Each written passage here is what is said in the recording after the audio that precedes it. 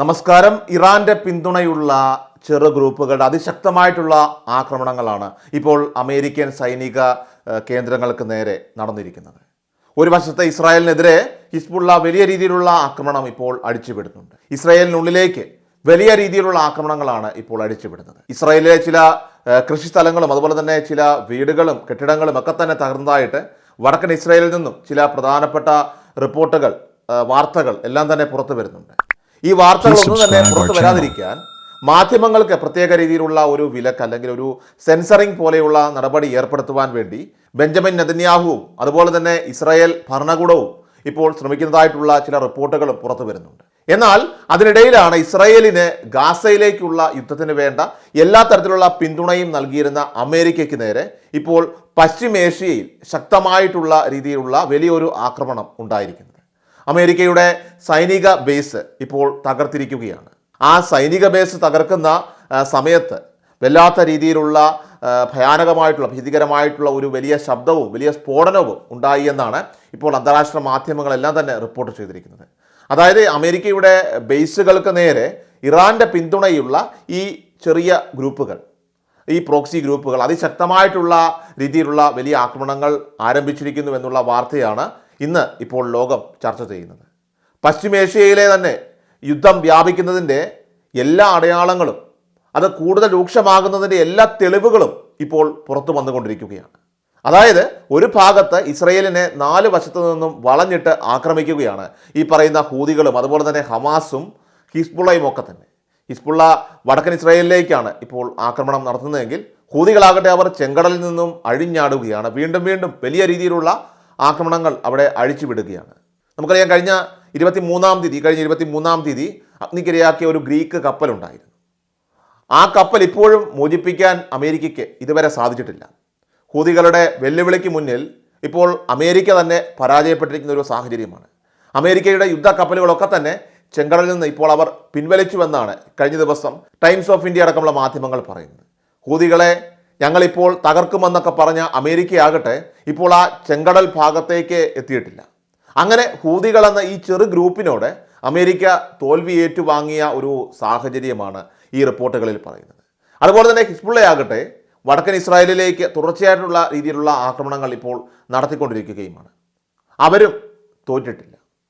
എന്നാൽ ഹമാസിനെ സംബന്ധിച്ച് അവർ വലിയ തോതിൽ യഹിയ സിൻവാറിൻ്റെയൊക്കെ നിർദ്ദേശങ്ങൾക്കനുസൃതമായിട്ട് ഇപ്പോൾ പ്രവർത്തിച്ചു കൊണ്ടിരിക്കുകയാണ്. അവരിപ്പോൾ കരയുദ്ധത്തിൽ ഇസ്രയേലിനെ നിലം തൊടിയിക്കാതെ തന്നെ ഇപ്പോൾ ആക്രമണങ്ങൾ അഴിച്ചുവിട്ടുകൊണ്ടിരിക്കുകയാണ്. ഹമാസിൻ്റെ തുരങ്കങ്ങളെക്കുറിച്ചോ അല്ലെങ്കിൽ യഹിയ സിൻവാറിനെക്കുറിച്ചോ അല്ലെങ്കിൽ ഈ ബന്ദികളെക്കുറിച്ചോ ഒന്നും തന്നെ യാതൊരു വിവരവും ഇസ്രായേലിൻ്റെ പക്കൽ ഇപ്പോൾ ലഭ്യമായിട്ടില്ല. കുറച്ച് ബന്ദികളെ, അതായത് ഈ അറബ് വംശരായിട്ടുള്ള ഇസ്രായേലി ബന്ധമുള്ള കുറച്ച് ബന്ദികളെ മോചിപ്പിച്ചു എന്ന വാർത്തകൾ ഇപ്പോൾ പുറത്തു വരുന്നുണ്ടെങ്കിൽ കൂടിയും 1 വർഷമായി ഇപ്പോൾ നടക്കുന്ന ഈ യുദ്ധം, ആ ഒരു യുദ്ധം നടത്തിയത് കൊണ്ട് യാതൊരു രീതിയിലുള്ള ഒരു നേട്ടവും ഇസ്രായേലിന് ഇതുവരെ ഉണ്ടാക്കാൻ സാധിച്ചിട്ടില്ല. ഇത് വളരെ വ്യക്തമായിട്ടുള്ളൊരു കാര്യമാണ്. അപ്പോൾ അതിനിടയിലാണ് ഇപ്പോൾ സിറിയയിലെ അമേരിക്കയുടെ സൈനിക താവളത്തിന് നേരെ, സൈനിക ബേസിന് നേരെ വലിയ രീതിയിലുള്ള ഒരു ആക്രമണം ഉണ്ടായിരിക്കുന്നത്. ഡീർ എസോറിന് വടക്ക് കൊണോക്കോ എണ്ണപ്പാടത്ത് സ്ഥിതി ചെയ്യുന്ന US-ൻ്റെ ബേസുകൾ, US സൈനിക കേന്ദ്രങ്ങളാണ് ഇറാൻ്റെ പിന്തുണയുള്ള ഈ ചെറിയ പ്രോക്സി ഗ്രൂപ്പുകൾ അവരിപ്പോൾ ശക്തമായിട്ടുള്ള രീതിയിലുള്ള വലിയ ഒരു ആക്രമണത്തിലൂടെ തകർത്തിരിക്കുന്നത്. പ്രൊജക്റ്റൈൽ അറ്റാക്ക് എന്നാണ് ഇപ്പോൾ ഇതിനെ വിശേഷിപ്പിച്ചിരിക്കുന്നത്. അതായത് പ്രൊജക്റ്റൈലുകൾ ഉപയോഗിച്ച് ഈ എണ്ണപ്പാടത്തിന് സമീപമുള്ള US-ൻ്റെ സൈനിക ബേസ് അപ്പാടെ തകർത്തു എന്നാണ് വാർത്താ റിപ്പോർട്ടുകൾ ഇപ്പോൾ പുറത്തു വന്നിരിക്കുന്നത്. പ്രത്യേകിച്ച് ടൈംസ് ഓഫ് ഇന്ത്യ പോലെയുള്ള മാധ്യമങ്ങളാണ് ഈ റിപ്പോർട്ട് ഇപ്പോൾ പങ്കുവച്ചിരിക്കുന്നത്. ഈ ഒരു ആക്രമണം അത് മുന്നിൽ കണ്ടുകൊണ്ട് തന്നെ അമേരിക്ക മിസൈൽ പ്രതിരോധ സംവിധാനങ്ങളും അതുപോലെ തന്നെ അയൺ ഡോം പോലെയുള്ള നിരവധി ഡിഫൻസ് സംവിധാനങ്ങളും ഒക്കെ തന്നെ സജ്ജമാക്കിയിരുന്നുവെങ്കിൽ കൂടിയും ഈ ചെറിയ ഗ്രൂപ്പുകളുടെ, അതായത് ഇറാന്റെ പിന്തുണയുള്ള ചെറിയ പ്രോക്സി ഗ്രൂപ്പുകളുടെ ആക്രമണത്തിന് മുന്നിൽ അമേരിക്കയെ സംബന്ധിച്ച് ഇപ്പോൾ പിടിച്ചു നിൽക്കാൻ സാധിക്കാത്ത ഒരു സാഹചര്യമാണ്. വലിയൊരു ആക്രമണത്തിൽ ആ സൈനിക ബേസ് തകർന്നു വീണിരിക്കുകയാണ്. ഇവിടെ ശ്രദ്ധിക്കേണ്ട ഏറ്റവും പ്രധാനപ്പെട്ട ഒരു കാര്യമെന്ന് പറയുന്നത്, ഏതാണ്ട് ഇതേ രീതിയിൽ തന്നെയാണ് ഇറാനെ പിന്തുണയ്ക്കുന്ന ഈ പ്രോക്സി ഗ്രൂപ്പുകൾ ഇപ്പോൾ ഇസ്രായേലിലേക്ക് ആക്രമണത്തിനായിട്ട് തയ്യാറെടുത്തുകൊണ്ടിരിക്കുന്നത്. ഇറാനും കളത്തിലിറങ്ങുമെന്ന് പറയുന്നുണ്ട്. അതായത് ഓരോ ദിവസവും കഴിയും തോറും ഇറാനെ പിന്തുണയ്ക്കുന്ന ഈ ചെറിയ പ്രോക്സി ഗ്രൂപ്പുകൾ അവരുടെ ആക്രമണങ്ങൾ ഇപ്പോൾ ശക്തമാക്കിക്കൊണ്ടിരിക്കുകയാണ്.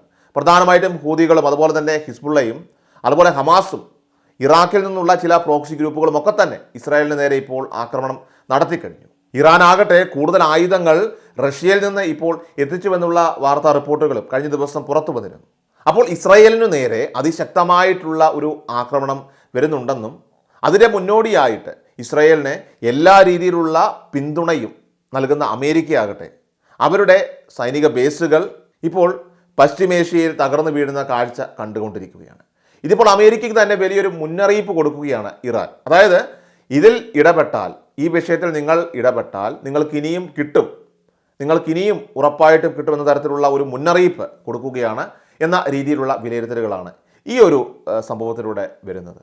ഏതായാലും അമേരിക്ക തയ്യാറാക്കിയിട്ടുള്ള അവരുടെ മിസൈലുകൾ, അതുപോലെ തന്നെ അവരുടെ പ്രതിരോധ സംവിധാനങ്ങൾ, അതുപോലെ തന്നെ അയൺ ഡോം സമാനമായിട്ടുള്ള അവരുടെ പ്രതിരോധ സാങ്കേതിക വിദ്യാ സംവിധാനങ്ങൾ, ആ സംവിധാനങ്ങളെയൊക്കെ അതിജീവിക്കുന്ന വിധത്തിൽ ഈ ചെറിയ പ്രോക്സി ഗ്രൂപ്പുകൾ അമേരിക്കയുടെ സൈനിക ബേസുകൾ, സൈനിക കേന്ദ്രങ്ങൾ തകർക്കുകയാണ് എന്ന് പറയുമ്പോൾ തീർച്ചയായിട്ടും ഇവിടെ മനസ്സിലാക്കേണ്ട ഏറ്റവും പ്രധാന കാര്യം അമേരിക്കയുടെ ഇത്തരം നീക്കങ്ങളെയൊക്കെ അതിജീവിക്കാൻ കഴിയുന്ന എല്ലാ സംവിധാനങ്ങളും ഇറാൻ പിന്തുണയ്ക്കുന്ന ഈ ചെറിയ പ്രോക്സി ഗ്രൂപ്പുകളുടെ കയ്യിലുണ്ട് എന്നത് വളരെ വ്യക്തമാണ്.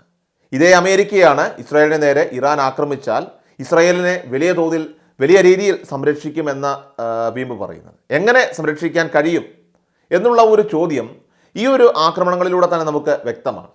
എന്നാൽ അമേരിക്ക ഇറാൻ്റെ ഈ പ്രോക്സി ഗ്രൂപ്പുകളെ തിരിച്ച് അവരുടെ കേന്ദ്രങ്ങളിൽ ചെന്ന് ആക്രമിക്കുന്ന ഒരു സാഹചര്യം ഉണ്ടായാൽ അത് തീർച്ചയായിട്ടും ഒരു വലിയ മഹായുദ്ധത്തിലേക്ക് നീങ്ങും.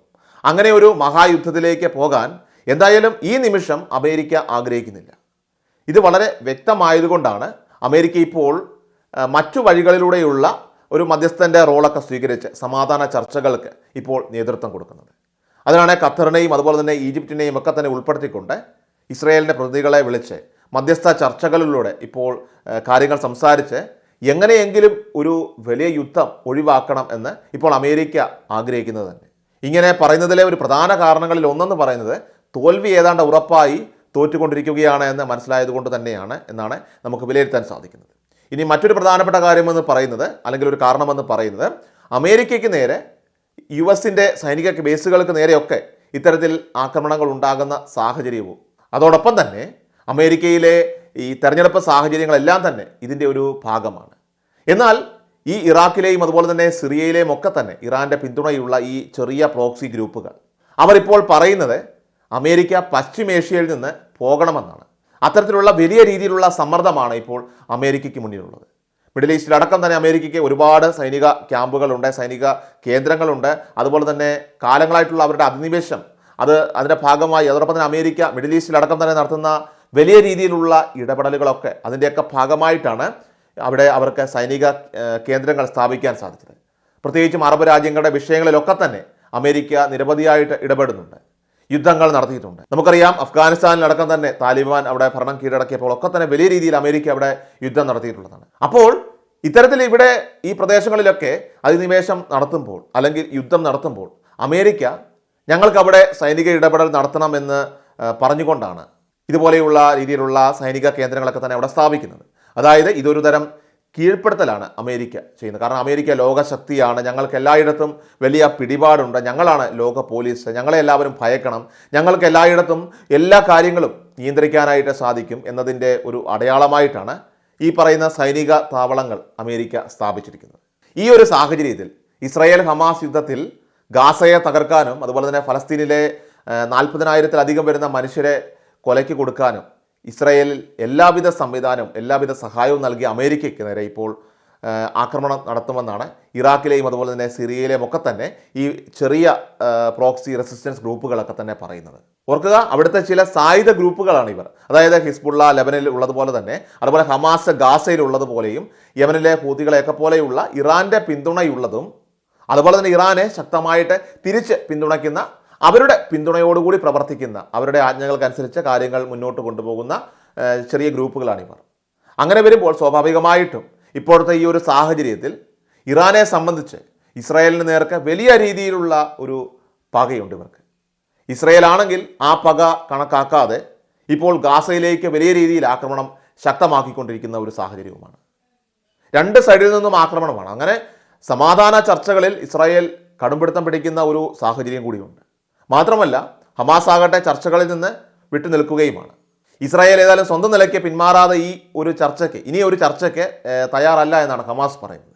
ഈ സാഹചര്യത്തിൽ അമേരിക്ക ഇപ്പോൾ ഒരു വലിയ മധ്യസ്ഥൻ്റെ കുപ്പായം ധരിച്ചുകൊണ്ട് ഈ യുദ്ധം അവസാനിപ്പിക്കണമെന്ന് പറഞ്ഞുകൊണ്ട് രംഗത്ത് വരുന്നത് എന്തുകൊണ്ട് എന്നതിൻ്റെ ഒരു ഉത്തരമാണ് ഇപ്പോൾ ഈ അമേരിക്കയുടെ സൈനിക കേന്ദ്രങ്ങൾക്ക് നേരെ നിലം തൊടാതെ ഒരു ആക്രമണം ഉണ്ടായി, അത് തകർക്കപ്പെട്ടു എന്നുള്ള വാർത്ത. വലിയ തോതിലുള്ള ആക്രമണമാണ് അവിടെ നടത്തിയിരിക്കുന്നത്. ഇറാഖിലെയും അതുപോലെ തന്നെ സിറിയയിലെയും യുവ സൈനിക ബേസുകൾക്കെതിരെ ആക്രമണങ്ങൾ നടത്തുമെന്ന് ഈ റെസിസ്റ്റൻസ് ചെറിയ ഗ്രൂപ്പുകൾ ഇവർ ഒറ്റക്കെട്ടായിട്ട് പറഞ്ഞിരിക്കുന്ന ഒരു സാഹചര്യമുണ്ടായിരുന്നു. അതായത് അമേരിക്കയുടെ ഈ സൈനിക കേന്ദ്രങ്ങൾക്ക് നേരെയൊക്കെ ഞങ്ങൾ ഏതു നിമിഷവും ആക്രമണം നടത്തുമെന്ന് കഴിഞ്ഞ ഒരു മാസം മുൻപ് തന്നെ അവർ വളരെ പരസ്യമായിട്ട് തന്നെ ഒരു പ്രഖ്യാപിച്ച കാര്യമാണ്. അതിനുള്ള പ്രധാന കാരണമെന്ന് പറഞ്ഞാൽ അമേരിക്ക എങ്ങനെയും സമ്മർദ്ദം ചെലുത്തിക്കൊണ്ട് ഇസ്രായേലിനെ ഈ യുദ്ധത്തിൽ നിന്ന് അവർ പിന്മാറ്റണം.